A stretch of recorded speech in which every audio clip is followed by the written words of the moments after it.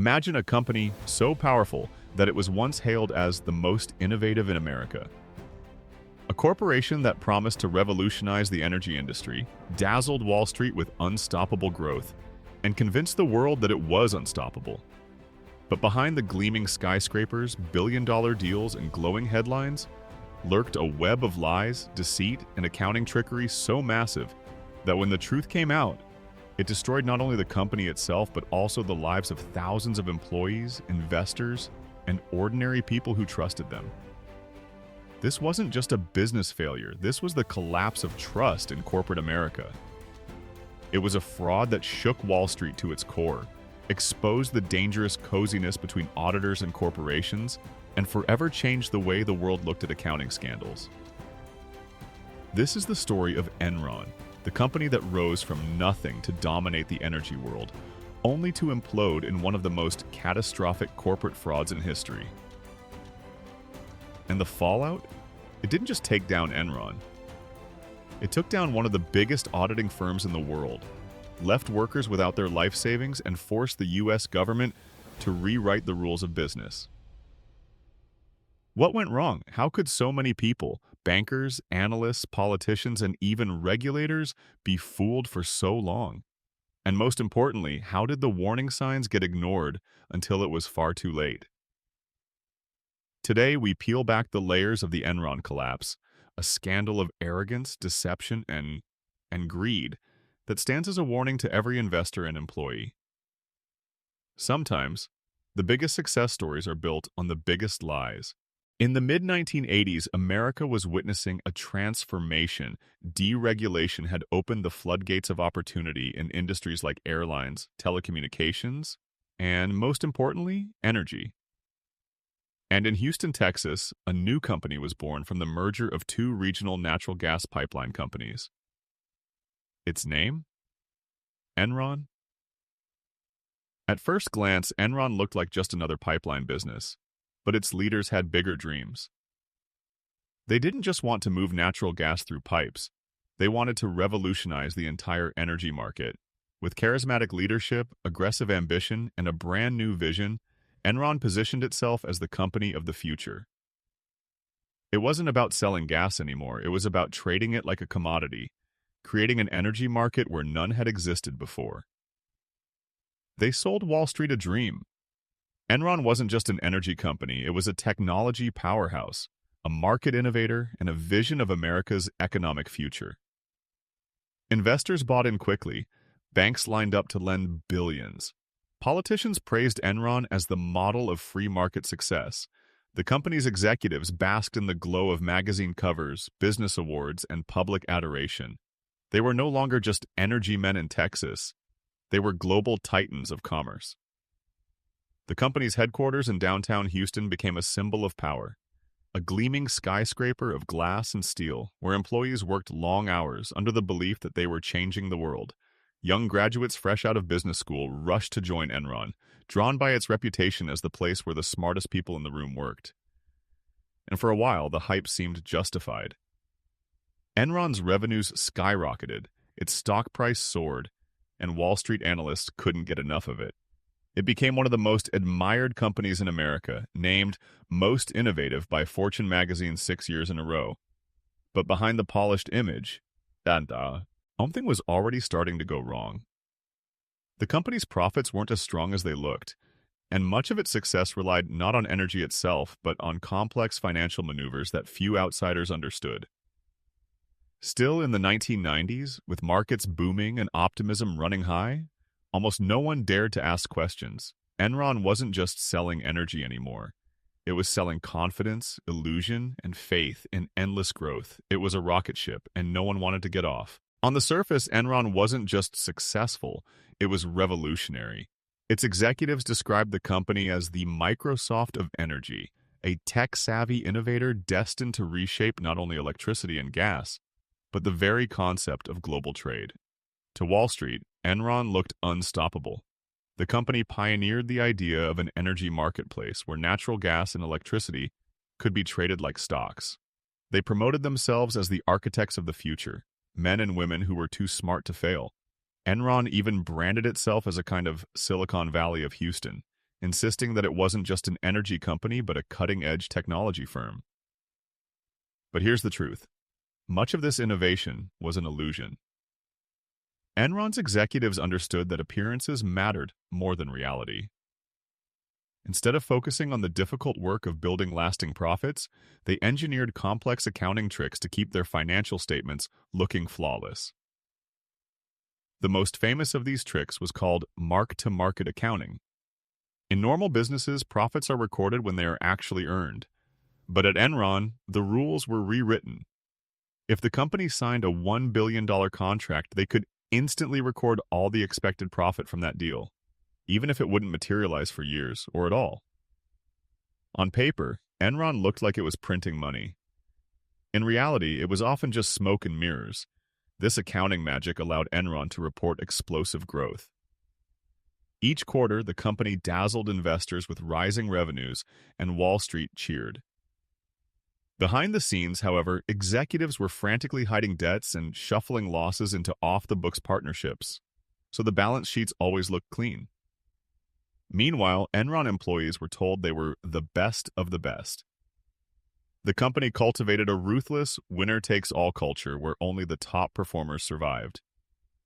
Every year, employees were ranked, and the lowest scorers were fired, a system known as rank and yank. This created an atmosphere of fear, but also fierce ambition. Workers didn't question the numbers. They simply worked harder to keep the illusion alive. The illusion didn't stop at finance. It extended to image. Enron invested heavily in PR campaigns, sponsorships, and political donations. Building close ties with Washington executives cultivated friendships with presidents and lawmakers, cementing the company's influence. To the outside world, Enron wasn't just a company, it was the future of America. By the late 1990s, Enron's stock price had become a Wall Street darling. It climbed into the stratosphere, and employees were encouraged to pour their savings and retirement funds into Enron shares. People believed the company's success would never end, but the truth was fragile. Beneath the glowing numbers and gleaming offices, Enron was propped up by manipulation, lies, and fragile accounting tricks. The more the company grew, the more lies it had to tell. The bigger the success story, the darker the shadow beneath it. And though almost no one dared to say it out loud, the house of cards was beginning to tremble. For Enron to sustain its dazzling reputation, it needed more than clever accounting tricks and bold executives. It needed validation. And that's exactly what Wall Street gave it. Investment banks, stock analysts, and credit rating agencies, supposed to be the guardians of financial truth, lined up to praise Enron. Why? Because Enron's success was their success. Every time Enron's stock rose, investment banks earned fat fees from deals, and analysts enjoyed the thrill of backing a winning horse. Instead of scrutinizing Enron's complex numbers, they applauded them. Analyst reports came filled with glowing phrases. Buy now. Future of the market. Strongest player in the field. The truth was simple. Few people really understood Enron's business model anymore. Even inside the company, employees joked that if you could explain what Enron actually did, you weren't smart enough to work there. But on Wall Street, that didn't matter. Complexity itself was sold as genius. Then there were the auditors. Arthur Andersen, one of the most respected accounting firms in the world, was supposed to be Enron's watchdog. Their job was to ensure financial honesty, to double-check the numbers. But instead of challenging Enron, Andersen became complicit. Enron was one of Andersen's biggest clients, paying millions in fees every year. And that money came with influence. Rather than scrutinizing Enron's books, Andersen consultants often sat side by side with Enron executives, helping to devise the very accounting schemes they were later meant to audit. This toxic relationship blurred the line between oversight and collusion. When red flags appeared, massive debts tucked into secret partnerships, questionable accounting tricks, Andersen signed off anyway. They weren't protecting investors, they were protecting Enron. Meanwhile, the government and regulators weren't asking tough questions either. For years, Enron seemed untouchable. Its executives grinned on magazine covers, its stock climbed endlessly, and its workers walked tall in Houston's streets. But beneath the polished surface, the cracks were beginning to show. It started quietly. Numbers that didn't add up. Deals that didn't make sense. Some employees inside Enron began whispering that the profits were too good to be true. The company was booking enormous revenues, but strangely, the cash wasn't there. Where was the money going?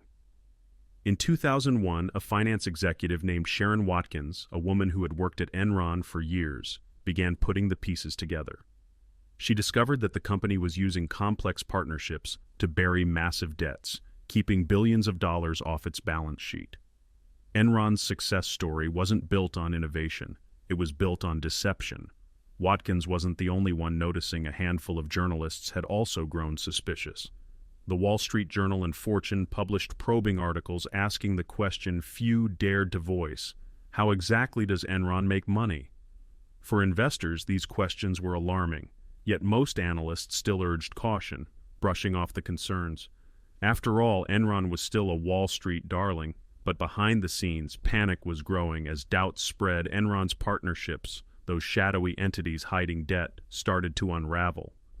These special purpose entities had names like Raptors and Jedi, but they were really financial black holes sucking the company dry. Once investors realized how dependent Enron was on these tricks, confidence began to fade. At the same time, the tech bubble burst in 2000, sending shockwaves through the market. Enron, which had positioned itself as a tech-like company, suddenly looked vulnerable. Its stock price slipped, falling from the 90s into the 60s, then into the 40s. For a company built on confidence, that slide was deadly inside Enron. By late 2001, Enron's empire was collapsing in real time. What had once been one of America's most admired companies was now unraveling at a speed no one could have imagined. The first major blow came in October 2001, when Enron admitted it had overstated profits by nearly $600 million. Wall Street, once dazzled by Enron's magic, began to panic. Analysts, who once called it a must-buy, were now scrambling to explain how they had been fooled. The stock price, which had soared above 90, plummeted to under 20 in just weeks. But the real devastation wasn't just on Wall Street, it was inside Enron itself. Thousands of employees watched helplessly as their life savings vanished. Their 401k retirement plans, heavily invested in Enron stock, were locked up just as the shares collapsed. For many, years of loyalty ended in financial ruin. Outside Enron's gleaming headquarters in Houston, angry workers gathered in disbelief. They had believed in the dream, worked long nights, sacrificed their families, all for a company that turned out to be built on lies. Some were left jobless overnight, with mortgages to pay and no safety net. Meanwhile, the government finally began to take notice. The Securities and Exchange Commission launched an investigation, and congressional hearings were announced. Enron's financial partnerships, the Raptors, the Jedi, the secret off-the-books deals, were exposed to the world. What had once been hidden behind jargon and complexity was now laid bare as a house of fraud. Arthur Andersen, Enron's auditor, quickly found itself in the crosshairs, too. Shredded documents revealed the firm had destroyed evidence of Enron's accounting practices. The prestigious auditing giant that had stood for integrity now stood accused of obstruction of justice. By December 2001, the inevitable happened. Enron filed for bankruptcy. It was, at the time, the largest corporate bankruptcy in U.S. history. The company that had once symbolized innovation and ambition had collapsed under the weight of its own lies. The fall sent shockwaves through the financial world. Banks, investors, and entire communities felt the ripple effect. It wasn't just the death of a company, it was the death of trust. By late 2001, Enron was no longer the untouchable empire it once appeared to be. Behind the gleaming skyscraper in Houston and the glossy covers of Fortune magazine lay a financial black hole waiting to swallow everything in its path.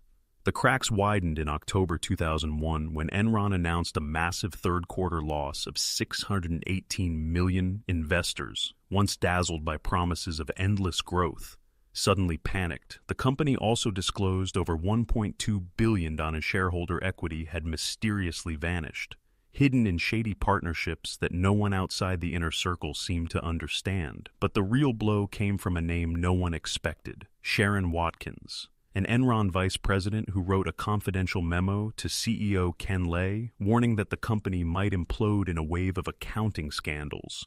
Watkins became the reluctant whistleblower, sounding the alarm as analysts and reporters sharpened their knives. Wall Street reacted like vultures circling fresh prey.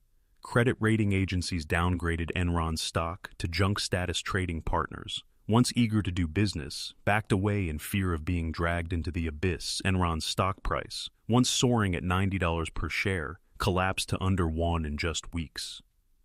Lifelong employees, whose retirement savings were locked into Enron stock, saw their entire futures wiped out overnight. The fall wasn't just financial, it was psychological. Enron had sold itself as a dream, a symbol of American innovation, proof that brilliance and ambition could rewrite the rules of business, but that dream now turned to dust in the hands of ordinary workers who could do nothing but watch their 401ks evaporate.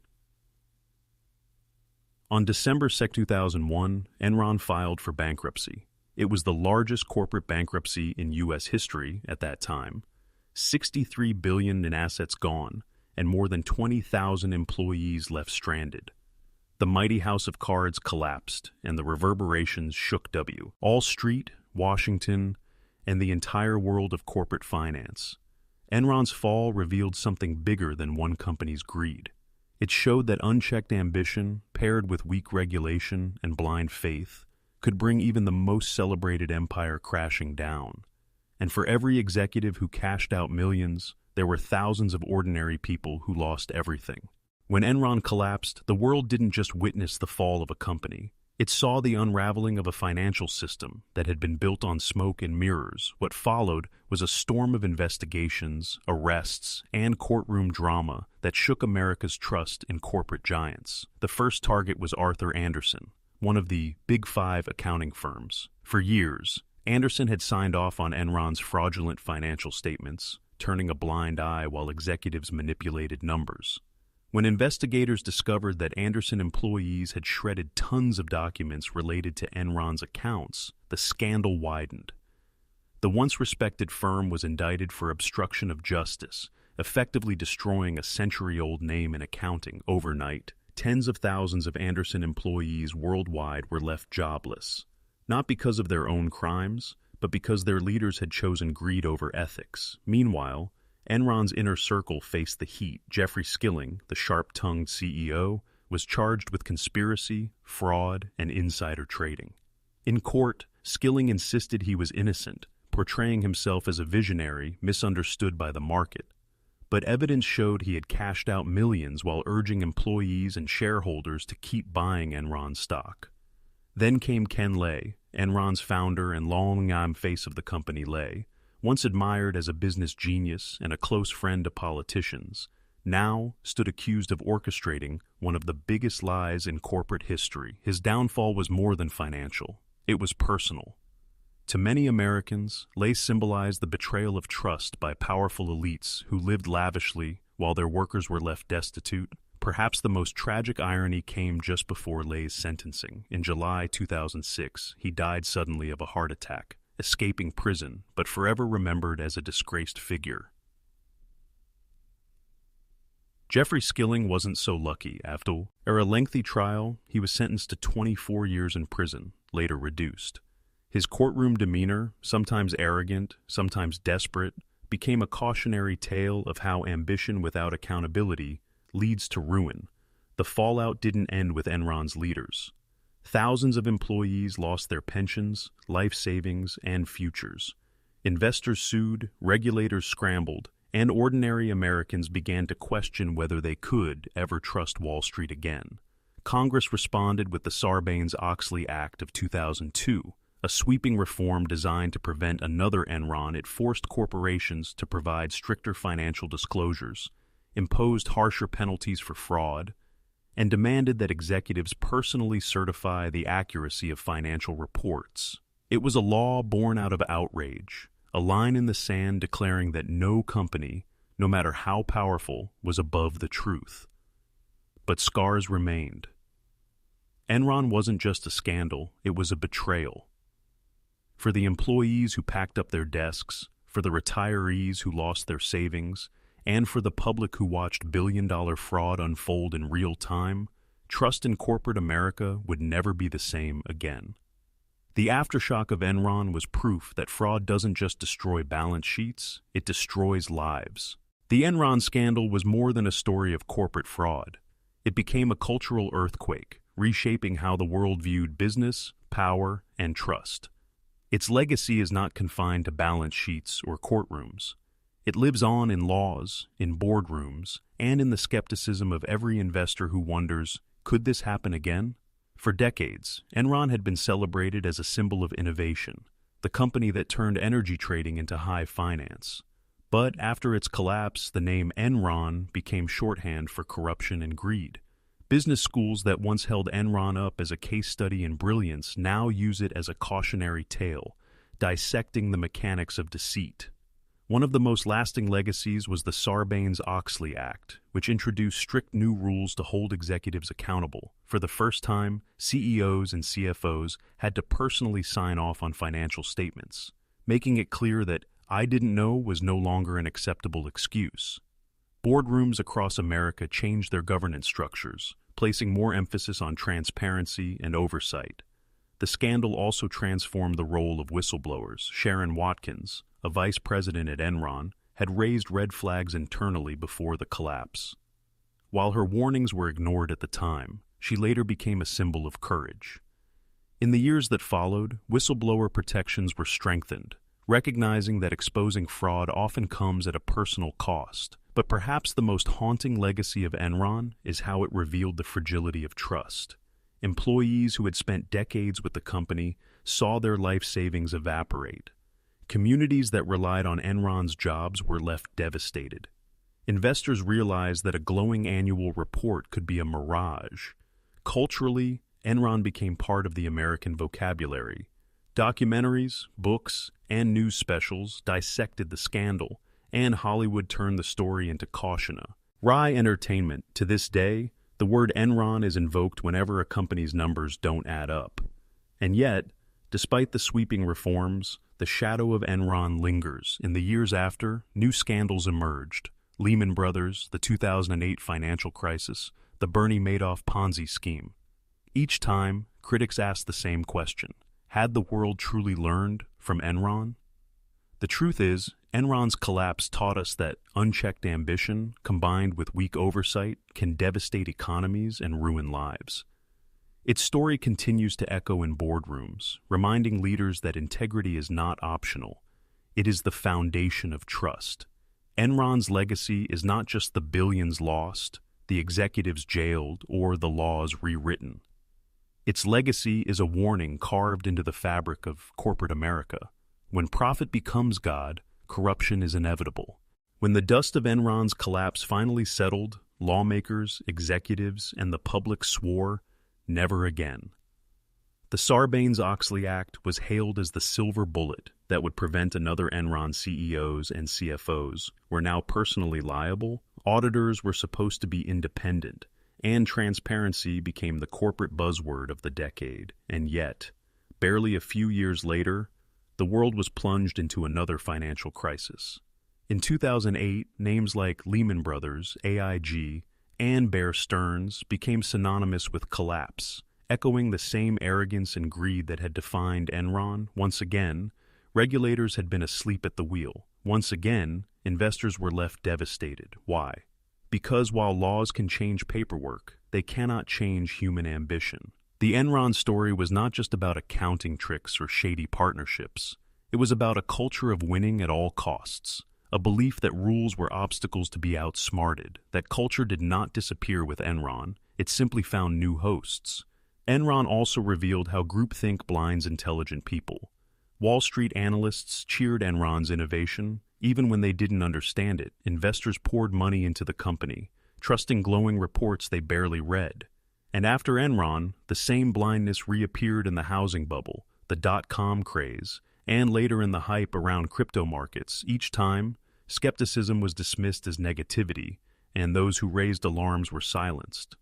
Another lesson not learned was the fragility of employee loyalty. At Enron, thousands of workers lost their pensions, while executives cashed out millions. In 2008, the same pattern unfolded. Ordinary employees bore the brunt of layoffs and ruined retirements, while top executives often walked away with golden parachutes. And then there is the most haunting lesson of all. Fraud evolves. Enron's tricks were complicated enough to fool auditors in 2001. But in the decades since, scams have only grown more sophisticated. From Bernie Madoff's Ponzi scheme to the rise of crypto frauds and offshore shell games, the same playbook keeps returning with new disguises. The truth is that the world did not fully learn from Enron, because Enron was never just a story about one company. It was a story about human weakness, greed, pride, and the illusion of invincibility. Unless those flaws are confronted, the next Enron is always just around the corner. Enron was supposed to be the scandal that changed everything. Instead, it became a cautionary tale repeated in boardrooms and classrooms, while the cycle of greed spun on, and that is perhaps the darkest lesson of all, that even the biggest scandals fade from memory faster than the hunger for profit. 2 decades after Enron's spectacular collapse, its shadow still stretches across the financial world. The skyscraper that once bore its name in Houston has long since been rebranded. The executives who orchestrated the fraud have either served their sentences or passed into history. And yet, Enron is not truly gone. It lives on, not as a company, but as a warning, because Enron was not an accident. It was not a single-shot apple. It was the product of a culture that rewarded short-term profits over long-term truth, where loyalty was demanded of employees but not of leaders, and where the pursuit of wealth justified almost anything. That culture did not die with Enron. It still pulses through boardrooms, trading floors, and investment pitches today. Look closely at the scandals that followed. The subprime mortgage meltdown, Ponzi schemes like Bernie Madoff's, the rise and collapse of fraudulent startups, and even the billions lost in crypto exchanges. Different industries, different faces, the same story. The final warning of Enron is chillingly simple. If greed is left unchecked, history will repeat itself. It is a warning to investors. Never trust numbers you don't understand. It is a warning to employees. Never put blind faith in a company without protecting yourself. It is a warning to leaders. When ethics are optional, collapse is inevitable. And above all, it is a warning to society that the cost of corruption is never paid only by the corrupt. Ordinary people lose their pensions, families lose their homes, communities lose their stability. The powerful may fall, but the powerless pay the steepest price. The Enron collapse was supposed to be the scandal that changed everything. Instead, it became the scandal that showed us change is fragile. The question left for us is not whether there will be another Enron, but whether we will see it before it is too late. Because somewhere, right now, another company is hiding its debt, another executive is selling lies dressed as innovation, and another empire is being built on sand. Enron's final legacy is not just a story of failure, it is a story of warning, and the warning is clear. If we do not remember, we will repeat.